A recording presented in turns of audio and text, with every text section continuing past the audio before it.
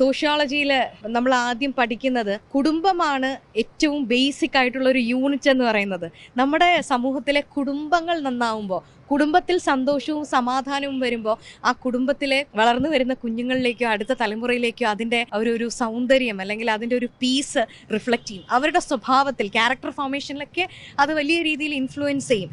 അവരാണ് നാളെയുടെ പൗരന്മാരെന്ന് പറയുന്നത്. അപ്പോൾ ആ ഏറ്റവും സിമ്പിൾ യൂണിറ്റ് ആയിട്ടുള്ള കുടുംബത്തിൽ നമുക്ക് സന്തോഷവും സമാധാനവും ഐക്യവും സ്നേഹവും ഒന്നും ഉറപ്പിക്കാൻ സാധിക്കുന്നില്ലെങ്കിൽ, അങ്ങനെയുള്ള സമാധാനം തകർന്ന കുടുംബങ്ങളാണ് കൂടുതൽ വരുന്നതെങ്കിൽ സമൂഹം എവിടെ ചെന്ന് നിൽക്കും?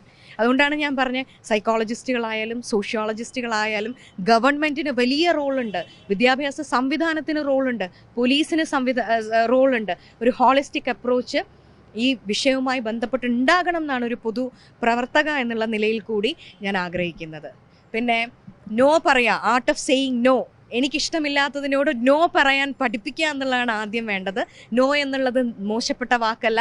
നോ എന്നുള്ളത് ഏറ്റവും മനോഹരമായി നമ്മുടെ അവകാശങ്ങൾ സംരക്ഷിക്കാൻ നമുക്ക് തല ഉയർത്തിപ്പിടിച്ച് ജീവിക്കാൻ ഉപയോഗിക്കേണ്ട വാക്കുകൂടെയാണ്. അത് ഉപയോഗിക്കേണ്ട സമയത്ത് കൃത്യമായിട്ട് ഉപയോഗിക്കാൻ പെൺകുട്ടികളെ തയ്യാറാവുക എന്നുള്ളതാണ് പറഞ്ഞു വെക്കാൻ താല്പര്യപ്പെടുന്നത്.